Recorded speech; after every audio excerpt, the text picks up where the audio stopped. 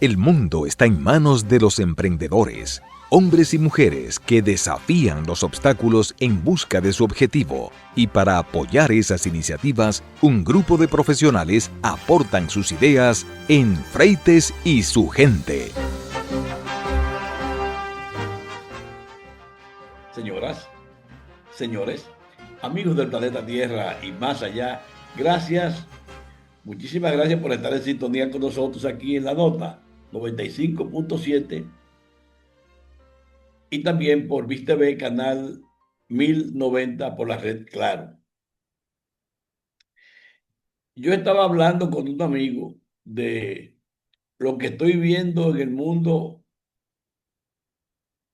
militar y le decía de mis aprensiones de si esto es una guerra de publicidad, propaganda política o son hechos concretos lo que se están manifestando en el entorno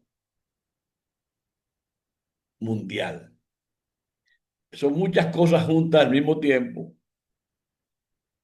que llaman la atención. Desde que Rusia lanzó su invasión total a Ucrania en febrero del 2022, el conflicto ha permanecido dentro de las fronteras ucranianas. No obstante,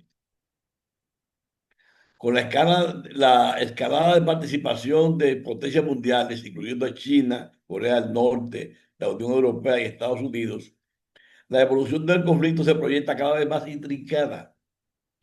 Ante una posible expansión del conflicto por parte de Moscú hacia Occidente, surge una incógnita crucial. ¿Cuáles serían las primeras ciudades en ser atacadas? Las fuerzas rusas lanzaron más de 300 drones y 37 misiles contra Ucrania, lo que causó hoy cortes en el suministro de gas y electricidad en al menos 8 regiones de Ucrania. Se dice que Moscú intensifica los ataques contra su vecino país mientras azota la infraestructura energética de Ucrania a medida que se acerca el invierno y en un claro desafío frente al encuentro con Vladimir Zelensky que se sostendrá con Donald Trump mañana. Yo les dije ayer que Ucrania estaba bajo el fuego ruso que había seleccionado desde hace ya un par de semanas la infraestructura energética. Blancos selectivos están atacando no las plantas, sino las subestaciones que alimentan las fábricas de equipo militar, el transporte de trenes y cosas así. Y también el servicio de iluminación, porque Ucrania tiene estaciones atómicas que hizo Rusia, inclusive, que eran rusas y que son usadas actualmente. Pero un ataque a una de estas estaciones sería un conflicto ya de proyecciones catastróficas y más allá de Rusia o de Ucrania. Pues ustedes saben que ayer se conoció la información de que Donald Trump había autorizado a la CIA a realizar operaciones encubiertas en Venezuela. Es decir, de esta forma, la CIA celebra el premio Nobel dado a Corina Machado.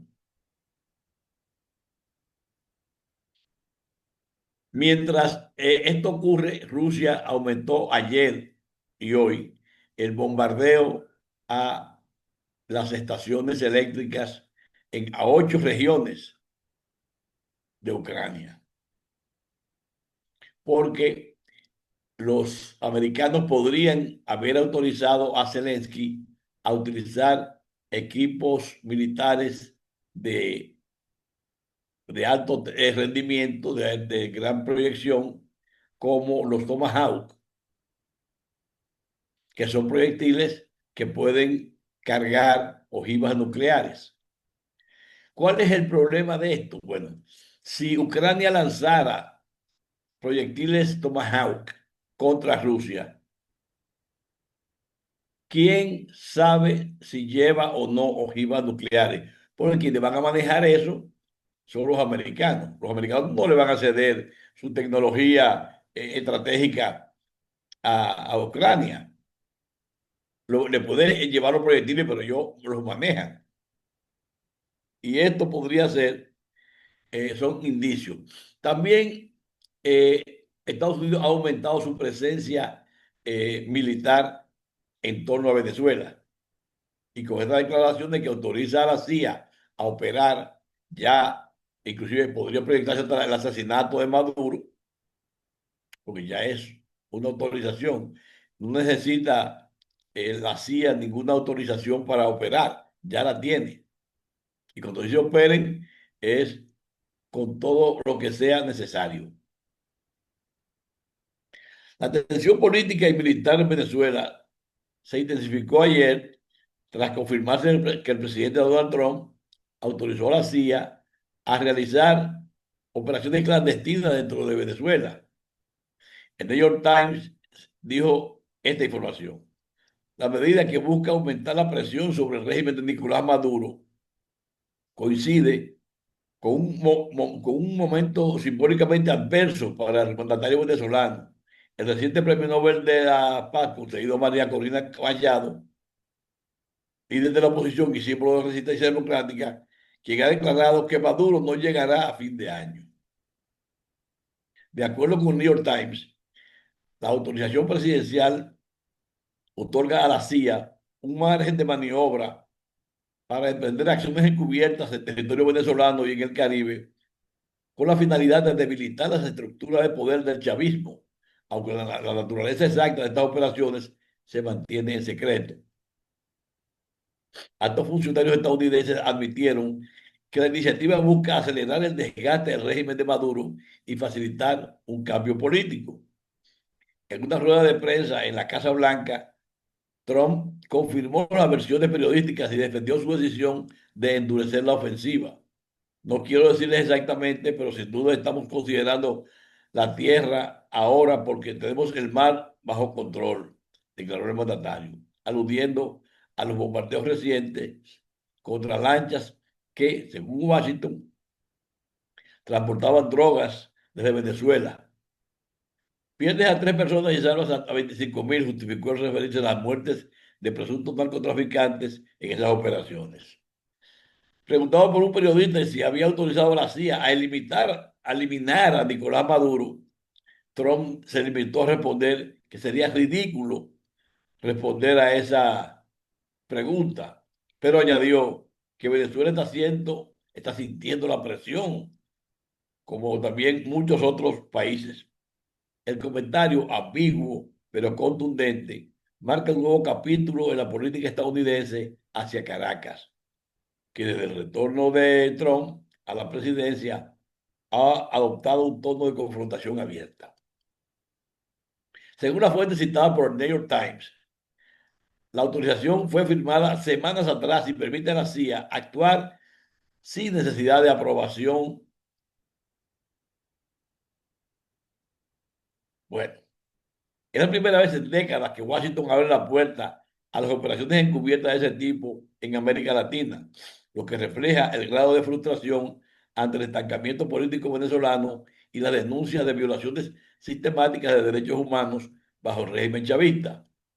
El gobierno de Maduro, por su parte, denunció lo que calificó como una agresión imperialista y ordenó elevar el nivel de alerta de sus Fuerzas Armadas. En un comunicado del Ministerio de Comunicación, Caracas acusó a Estados Unidos de reeditar las prácticas coloniales de la Guerra Fría y advirtió que cualquier intento de incursión sería respondido con todos los medios disponibles. El incremento de la tensión internacional ocurre en paralelo con un reacomodo interno de fuerzas el gobierno del gobierno pasado.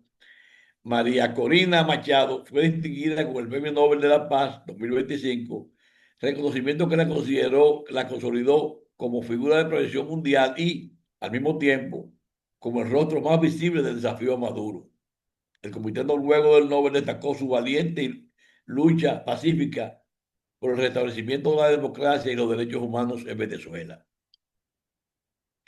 Desde un lugar no revelado dentro del país, Machado envió un mensaje de aceptación transmitido por redes sociales. Este premio pertenece a todos los venezolanos que no se rinden.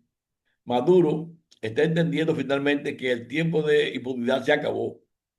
No llegará el fin de año en el poder, dijo. Su declaración recibida con entusiasmo por la oposición y con furia por el oficialismo ha sido interpretada como una advertencia política más que una predicción. Pero estas declaraciones de Corina Machado, naturalmente,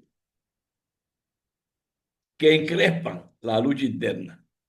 Ella está supuestamente en Venezuela, yo no lo creo, porque ustedes saben que cuando un gobierno de fuerza como el de Maduro está ahí, ellos tienen controles sobre los desplazamientos, salvo que esté en la embajada americana, que ahí no hay mucha posibilidad. Es el lugar que no es descartable, porque los americanos podrían darle alojamiento, lo han hecho antes con otros opositores. Desde ese lugar, ella puede hacer todas sus operaciones, mientras tanto, y en el momento crítico puede ser admitida como huésped de la embajada. Pero el tema es el siguiente. Se dijo la semana pasada que China, Rusia, Corea del Norte y, y Toro, todo habían suscrito un acuerdo de apoyo recíproco. No sé si esto es cierto, me parecía como una tirada de propaganda política, pero según lo que se coló, según este presunto acuerdo, las tropas de esos países podrían hacer operaciones, ejercicios militares conjuntos y defenderse en caso de agresión. La invasión de un ataque militar de Estados Unidos no sería igual que lo de Panamá, cuando Estados Unidos se metieron y sacaron a Noriega y se lo llevaron. No va a ser así. Y podría tener consecuencias de que se extendiera por la región. Además, también va a desatar una lucha interna en la cual los partidarios de Chávez van a tomar acciones contra los partidarios de Machado. Es decir, puede desarrollarse una guerra interna. La presencia militar de Venezuela o en Venezuela no sería una operación rápida como la de Panamá. Las Fuerzas Armadas de Venezuela son muy profesionales, están bien artilladas, están bien entrenadas y Venezuela es mucho más grande que Panamá y tiene también selvas muy difíciles. Vamos a ver en qué termina esto. Yo creo que hasta ahora es como dicen, un allante que es parte del pleito, un bufeo, pero a veces se puede zafar la espoleta y caer donde no debe. Mientras tanto, yo digo que hay que estar atento al lío, porque en cualquier momento se puede desatar. Puede ser una pausa y vengo un momentito. Todos los días nos enfrentamos con el deseo de mejorar nuestra participación en los negocios y elevar la calidad de nuestro trabajo. Por eso, Víctor Rosario presenta su consulta de negocios. Saludos para todos los amigos que diariamente nos acompañan en esta consulta de negocio. En el día de hoy nos toca hablar un poco sobre planificación Pero antes de entrar directamente a nuestro tema de planificación, quiero comentar un poco una noticia que acaba de darse a conocer y viene del mundo de las plataformas de streaming, en donde todavía sin muchos detalles, Netflix y Spotify acaban de anunciar un acuerdo en donde algunos videopodcasts que se transmiten o se producen a través de Spotify van a ser incorporados a la línea de contenido de Netflix. Todavía no están todos los detalles de lo que va a implicar este acuerdo. Sin embargo, esta noticia nos da mucha luz a este proceso rápido que se está dando en la competencia dentro de las distintas plataformas de streaming.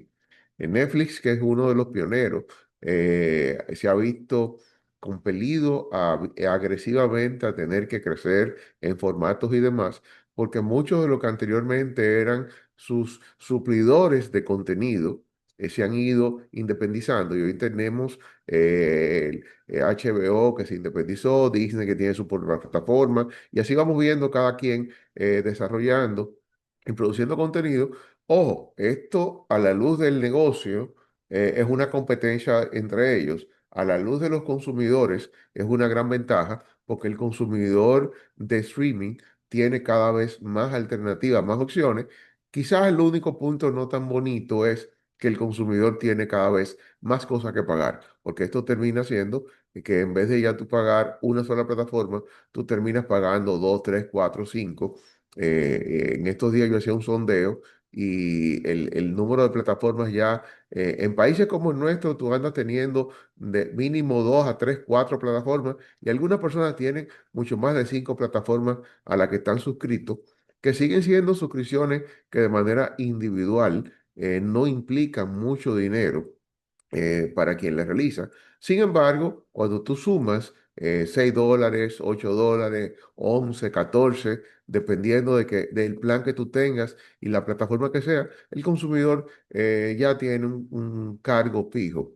Pero realmente más dinamismo al mundo del streaming, más alternativas, y esto sencillamente es una realidad que cambió y el tema del streaming es principalmente una de las fuentes más usadas para el consumo de contenidos por todos los usuarios, porque ya el tema Netflix y las demás plataformas no es algo para un consumidor de un nivel hacia arriba, sino que hoy en día el tener acceso a Netflix, que el único requisito aparte de pagar la cuenta es tu tener internet disponible y cada vez más hogares en nuestros países latinoamericanos tienen servicio de internet y en el caso nuestro la penetración de internet es muy alta y está disponible prácticamente en todo el país, en todos los espacios como tal.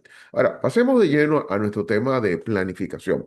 Estamos en la recta final de este año 2025 y estamos trabajando en las empresas con la planificación. Uno de los elementos que más incertidumbre genera para quienes trabajamos planificación es cómo se va a comportar la tasa de cambio para el próximo año. Hemos venido de un par de años en donde la política monetaria del país fue de mucho control y teníamos una tasa de cambio que se pasaba semanas sin tener ningún tipo de alteración. Obviamente, desde esas regulaciones tenían otras implicaciones, porque había mucho control en la tasa de cambio, pero con el costo de una tasa de interés muy alta. Lo que ha pasado en este año ha sido, venimos desde el año 2024 con el Banco Central manejando una tasa de política monetaria hacia la baja. Cada mes o cada 2 o 3 meses se hacen ajustes. Esto ha ido bajando en la tasa de política monetaria, pero ha generado un incremento del circulante y ha subido el dólar.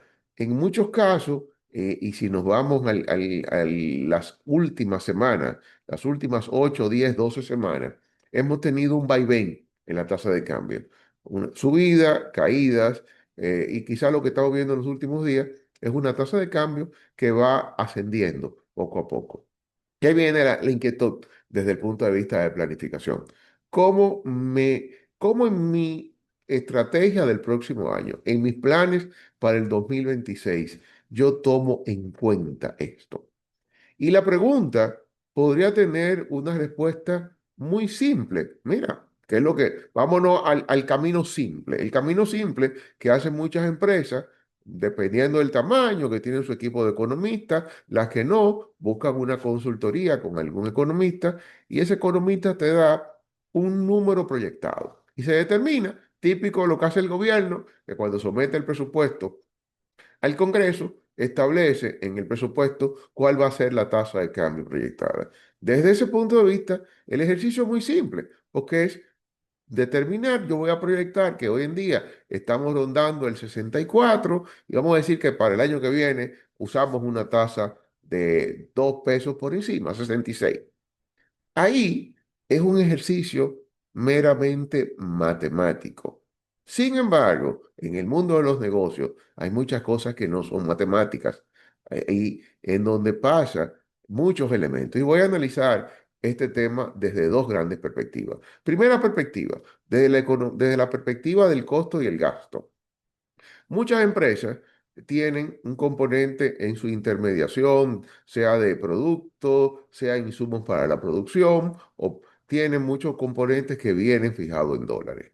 O sea, si yo voy a proyectar ventas del producto que sea que yo vendo electrodomésticos, yo vendo cualquier producto importado o cualquier producto local, pero que tiene insumos que vienen desde el exterior, que se compran en moneda extranjera, yo tengo que proyectar esto a la hora de fijar el precio. Ahora, no solamente proyectarlo, ¿qué impacto tiene ese ajuste en mi estructura de costo? ¿Qué impacto va a tener en el precio final? Y ese precio final, ¿qué impacto va a tener en el consumidor que compra mi producto? Y cómo eso me puede generar una variación en la demanda. Y ahí viene ya la parte más compleja de este punto. Es en fijar precio, no es, me subió 2 pesos la tasa de cambio, hago los cálculos y hago el ajuste. No, está mi mercado, está el público meta al que yo le vendo. Yo estoy en capacidad de transferirle automáticamente ese precio.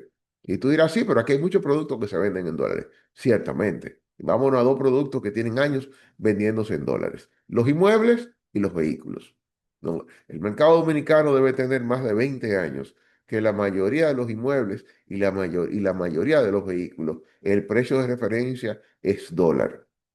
Y ahí no hay problema desde la perspectiva de fijar precios, pero sí hay un gran problema desde la perspectiva de cómo eso incide en la demanda, porque al final de cuentas yo le estoy vendiendo a un consumidor que no gane en dólares, que gane en pesos, que mi producto, cuando yo veo esa fluctuación y lo proyecto, va a tener un precio más caro en pesos o en la conversión. O sea, muy importante en esto, yo tengo que ver esas fluctuaciones, cómo van a impactar en mi planificación. Y de las cosas que se derivan de esto, es que muchas veces, cuando estamos corriendo este ejercicio, yo tengo que buscar probablemente incorporar en mi portafolio de productos alternativas de productos que puedan venir a compensar esa brecha de público al que probablemente mi producto, mi servicio, le va a resultar no accesible, no asequible, porque no tiene económicamente el poder de compra. Y pongo el ejemplo del sector de la construcción.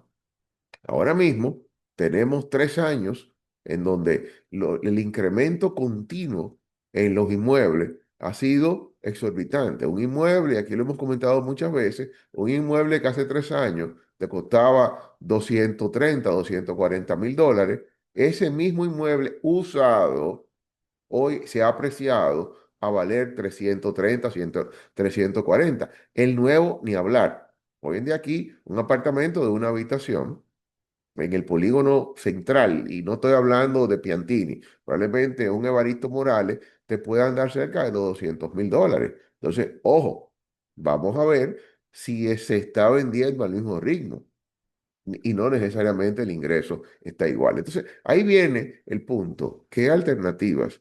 Y no quiero hablar de inmuebles, vámonos a productos de consumo.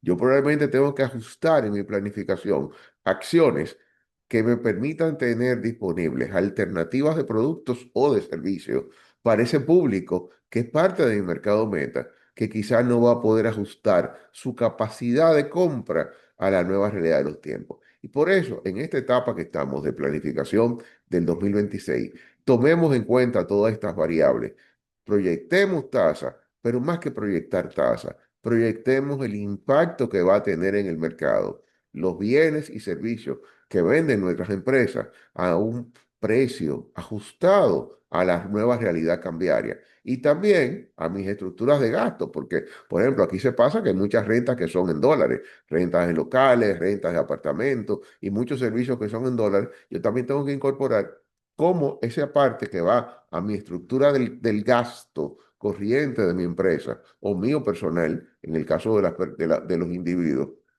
cómo yo voy a hacer ajustes para poder soportar esta parte. Para cerrar, muy importante, no únicamente veamos cuánto va a ser la tasa de cambio y cómo eso cambia el precio. Veamos el impacto que va a tener en mi mercado meta estos nuevos precios que probablemente yo tendré que tener y ajustar a la luz del incremento de la tasa de cambio. Señores, con esto me despido en esta consulta de negocio. Hasta una próxima entrega.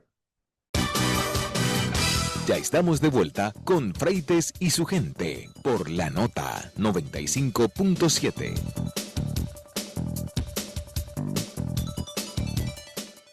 Como una alternativa ante la penalización total del aborto en República Dominicana, un proyecto de ley sobre protección integral a las víctimas de violencia y coerción reproductiva propone que el presidente pueda considerar decisiones humanitarias como un indulto anticipado al personal médico que practique abortos a niñas embarazadas víctimas de violaciones o incestos.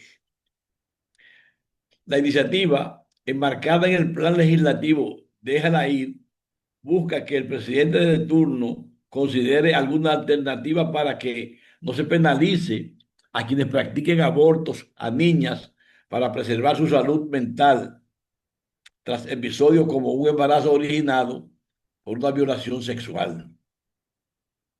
Dice el texto, dado que la legislación penal dominicana actualmente no contempla causales de interrupción legal del embarazo, el sector salud se ve limitado en los casos de niñas embarazadas por violación. Sin embargo, esta ley dispondría que el Ministerio de Salud, en coordinación con el Ministerio Público, actúe ante situaciones extremas. Establece el artículo 14 del proyecto depositado por la diputada PRMista Margarita Tejada y firmada por otras 35 legisladoras. En caso de que el proyecto se apruebe, el procedimiento quedaría así. La niña embarazada por una violación o su tutor pueden pedir la interrupción del embarazo. Luego, las autoridades de salud deben informar sobre esa petición al Ministerio Público y a un juez competente que, bajo una autorización, podrá emitir una decisión urgente dirigida al presidente. En ese caso, el mandatario podrá usar ese dictamen como un insumo para eventuales decisiones humanitarias que salvaguarden la estabilidad mental de la niña víctima. Aunque la propia iniciativa no detalla cuáles serían las llamadas decisiones humanitarias, sí menciona específicamente la posibilidad de que el presidente emita un indulto anticipado, que es una herramienta que se concede antes de dictarse sentencia firme. El proyecto, en el mismo artículo 14, establece que la nueva ley nacerá a la espera de futuras reformas en materia sexual y reproductiva. Desde que se ha estudiado la modificación al Código Penal que se concretó en julio de este año, varias corrientes del Congreso han propulsado la despenalización del aborto bajo tres causales extremas, pero las propuestas nunca tuvieron éxito ni votos suficientes. Las llamadas tres causales se aplicarían cuando la vida de la madre corra peligro, cuando el feto sea inviable con la vida o cuando el embarazo sea producto de una violación o incesto. En paralelo, El proyecto dispone que el Ministerio de Salud deberá brindar a la menor todos los cuidados necesarios para llevar la gestión o la gestación de la manera menos gravosa posible en caso de que se deba continuarla, incluyendo apoyo psicológico especializado en trauma por violación y embarazo forzado. Cuando la vida o la salud integral de la menor embarazada esté en riesgo grave por continuar el embarazo, según la valoración de al menos dos médicos especialistas, el equipo de salud aplicará el protocolo y esto hay que decir de esto que los involucrados en este texto son todas mujeres, no son muchachitas. Si inevitablemente se pierde el embarazo como consecuencia de un procedimiento vital, la pieza establece que esto sería considerado un aborto indirecto, no punible conforme al estado de necesidad. El médico actuante deberá documentar detalladamente las razones y comunicarlo de inmediato a la autoridad judicial para su conocimiento. Eh, el proyecto de ley ordena al Ministerio Público abstenerse de perseguir penalmente a los profesionales de la salud o a la propia menor cuando la interrupción del embarazo derive en acciones médicas justificadas por salvar su vida o evitarle un daño grave permanente. Fíjense, este proyecto tiene ¿qué le diría? Un hueco. Y es que estamos hablando de menores, pero si a una mujer la violan y la embarazan, no entraría dentro de este esquema. Tiene que ser menor de edad solamente. O es un primer paso porque podría en el camino corregir este proyecto o hacer una modificación estratégica. Porque de lo que estamos hablando es del embarazo involuntario, forzoso, la violación. Y eso es lo que realmente, entiendo yo, nos preocupa a todos, que el, eh, el embarazo forzado pues obligue por la decisión judicial o constitucional a retener el embarazo. No obstante lo que haya de por medio. Eso es lo que entiendo yo. Pero en todos los casos, de aborto espontáneo, incompleto o inducido que atiendan a los centros de salud en adolescentes, el trato deberá ser confidencial y humanizado. Además, la iniciativa argumenta que queda prohibido detener o denunciar a la menor paciente por el hecho de haber abortado. El rol personal en cuanto al servicio médico, al personal médico, será salvar su vida y brindarle consejería, no actuar como policía, dispone el proyecto.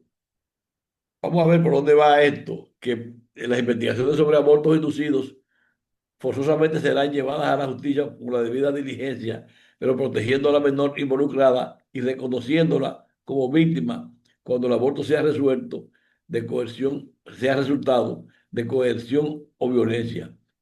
El Ministerio Público, si se aprueba totalmente el proyecto, también estará obligado a capacitar a su personal médico en estos lineamientos para evitar omisiones por temor a consecuencias legales.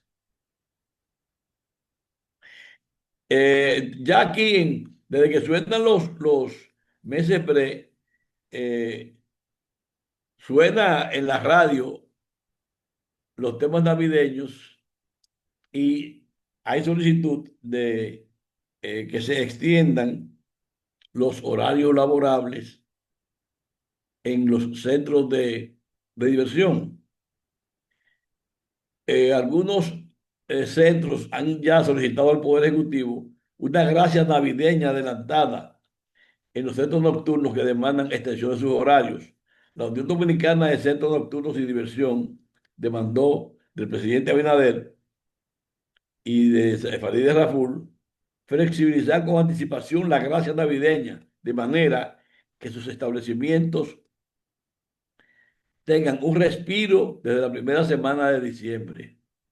Durante una rueda de prensa en su sede del Sánchez Alma Rosa, el presidente de la institución, Junior González, explicó las razones por las que piden al gobierno liberar los horarios de venta de bebidas alcohólicas desde de los primeros días de diciembre. Durante su intercambio de impresiones con los periodistas, los directivos de la organización que agrupa a propietarios, administradores y trabajadores de bares, discotecas y centros de diversión abordaron temas fundamentales.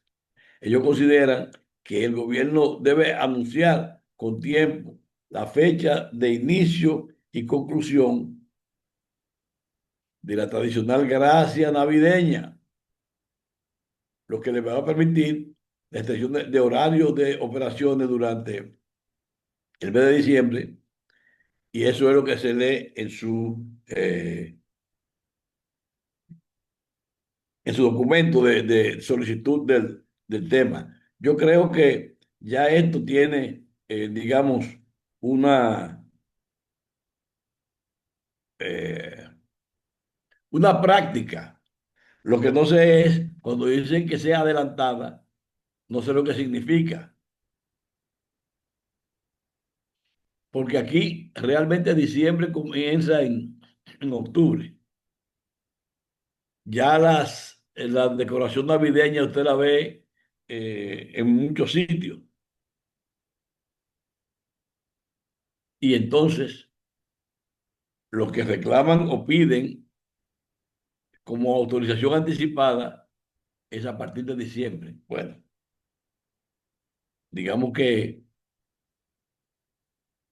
aquí octubre, noviembre son fechas navideñas, más o menos. Pero parece que los dueños de negocios de bebidas y los de centros de diversión quieren tener las cosas claras con tiempo para evitar la persecución de las autoridades, sobre todo de el Ministerio de Interior, que ya en el pasado le ha dado sus garrotazos. Mientras tanto, yo voy a hacer una pequeña pausa para coger aire y vengo con ustedes seguido. Temas, opiniones, comentarios, Freites y su gente por La Nota 95.7. Señores, la Oficina para el Reordenamiento del Transporte OPRED informó que el servicio de la línea 1 del teleférico de Santo Domingo fue suspendido de manera temporal la mañana de este jueves debido a una avería mecánica que fue detectada a las 6:05 de la mañana. La línea afectada conecta el sector Gualey con la avenida Charles de Gaulle y se mantiene fuera de operación mientras los técnicos especializados trabajan para corregir la falla. La OPRED dijo que el equipo técnico labora de forma ininterrumpida con el fin de restablecer el servicio a la mayor brevedad posible. OPRED pidió disculpas por los inconvenientes que esta situación puede generar y reiteraron la seguridad de los usuarios y del personal operativo, que es la máxima prioridad. La entidad exhortó a los ciudadanos a mantenerse informados a través de los canales oficiales, donde publicarán las actualizaciones sobre el restablecimiento del servicio. Y tengo también aquí una información que para mí es vital. El presidente de la ciudad sanitaria, el doctor, la ciudad sanitaria Luis Eduardo Aybar, que es José Joaquín Puello, ha negado que el Centro Cardioneurológico Oftalmológico y de Trasplante, CECANOT, atraviese por una grave crisis financiera y que tenga un deterioro progresivo. Dice él, la quiebra y el colapso de CECANOT no es verdad. Ahora mismo estamos hablando En este momento, que son las 11:20 de la mañana, nosotros tenemos en el banco 102 millones de pesos y estaremos pagando en las próximas 3 o 4 semanas 25 millones de pesos en incentivos médicos, que ya con eso terminamos de cumplir con los incentivos de los médicos, dijo el doctor Puello Herrera. Del mismo modo expresó que la ciudad sanitaria continúa trabajando con normalidad, apegada a una transparencia total. Nosotros seguimos trabajando igual. Cuando se habla de que no hay transparencia, creo que hay una transparencia total en la ciudad sanitaria, particularmente en Secanot. El pasado lunes, es decir, ayer, la Secretaría de Salud del Partido Fuerza del Pueblo denunció el supuesto estado crítico en que se encuentra el Secanot. El secretario de Salud del Partido Verde, Ramón Alvarado, destacó que en el año 2020, al inicio del actual gobierno, el Secanot contaba con fondos disponibles por más de 620 millones de pesos, de los cuales 321,5 millones estaban en la cuenta única del Tesoro como reserva para el pago de nóminas e incentivo del personal, y otros 83 millones de pesos en medicamentos e insumos. Además, aseguró que el centro tenía cuentas por cobrar a las ARS que ascendían a 85 millones de pesos. Alvarado, de la Fuerza del Pueblo, también señaló un supuesto retraso de más de 14 meses en el pago de incentivos al personal, falta de mantenimiento y reposición de equipos médicos, disminución de la oferta y calidad de los servicios y un déficit en la realización de procedimientos invasivos como cateterismos, marcapasos y trasplantes. Asimismo, destacó el abandono de programas súper especializados como las cirugías de Parkinson y epilepsia, la suspensión de los programas de capacitación del personal y aumento de la deuda con suplidores, fallos en el suministro eléctrico y pérdida de continuidad en la atención y falta de transparencia en el manejo de los recursos disponibles. El presidente de la ciudad sanitaria, el doctor Puello, además anunció este miércoles el remozamiento de Secanot para el próximo año, 2026, que conllevará una inversión de 800 millones. El director ejecutivo del Servicio Nacional de Salud, Mario Lama, manifestó que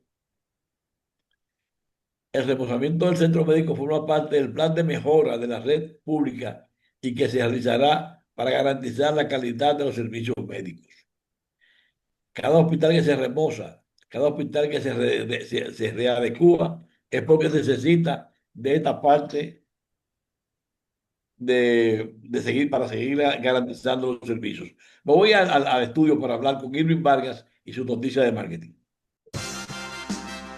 El mundo entero vive pendiente de los inventos y las iniciativas comerciales. Las marcas se disputan el mercado y cada día surgen productos que son presentados por Irving Vargas en Noticias de Marketing. Salvando los obstáculos técnicos, vamos a hacer una síntesis de Noticias de Marketing con Irving. Saludos, Irving, buenas tardes. Sí, déjame yo titulares para los oyentes. Apple invertirá más en China pese a la disputa comercial con Trump. El Ministerio de Industria y Tecnología de China emitió un comunicado después de reunirse con Tim Cook, comprometiéndose a hacer negocios en la nación china mientras la administración Trump amenaza con aranceles del 100% a las importaciones chinas.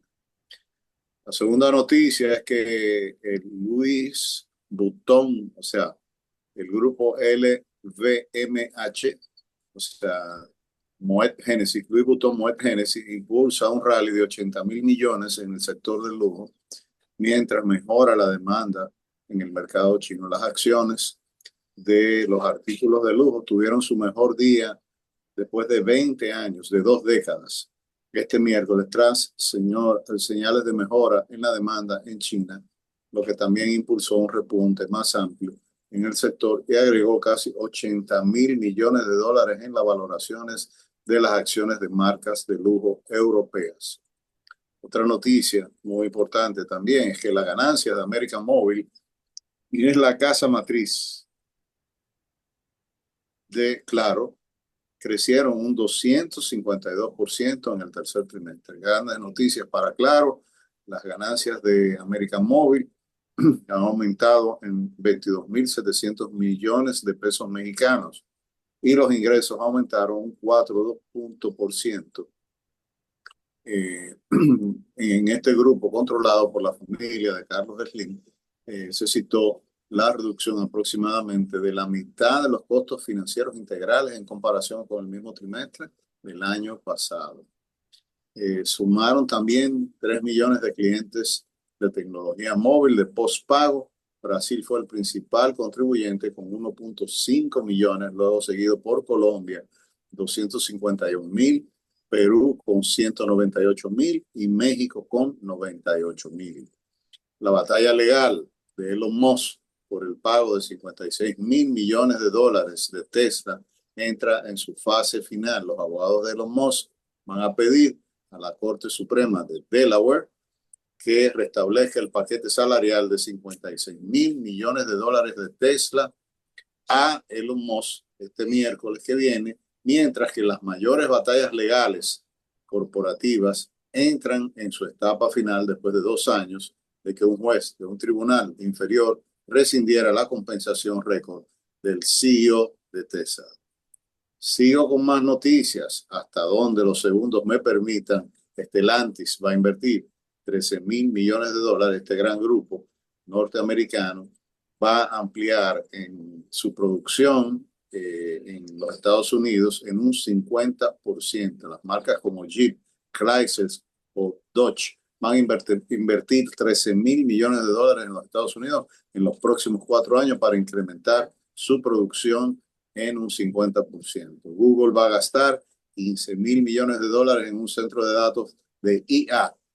Y Alfredo, me quiero despedir con la noticia del día, que es que anunciado con bombos y platillos, la República Dominicana va a asociarse, mejor dicho, va a recibir como inversionista a la principal empresa de inteligencia artificial.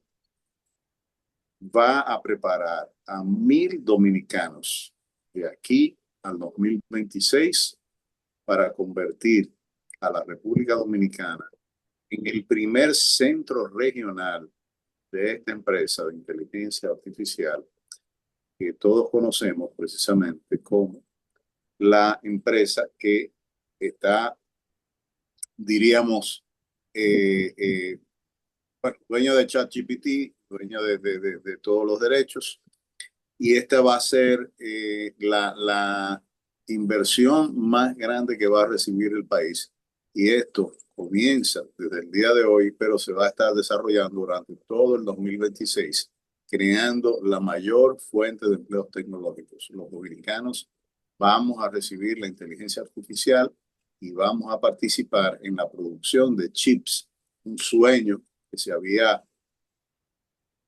vamos a decir, atesorado como una posibilidad, como algo que era remoto, pero que finalmente fue firmado, tengo entendido, según la nota que tengo, en el día de ayer. Así que, don Alfredo, ampliaremos esta noticia el lunes, con Dios delante, y daremos los detalles de esta iniciativa, sobre todo el sector privado que ha buscado este gran impulso de nuestra economía a través de la inteligencia. Y lo importante de esto es saber si es que se va a instalar en República Dominicana o es con dominicanos. No, se va a instalar aquí,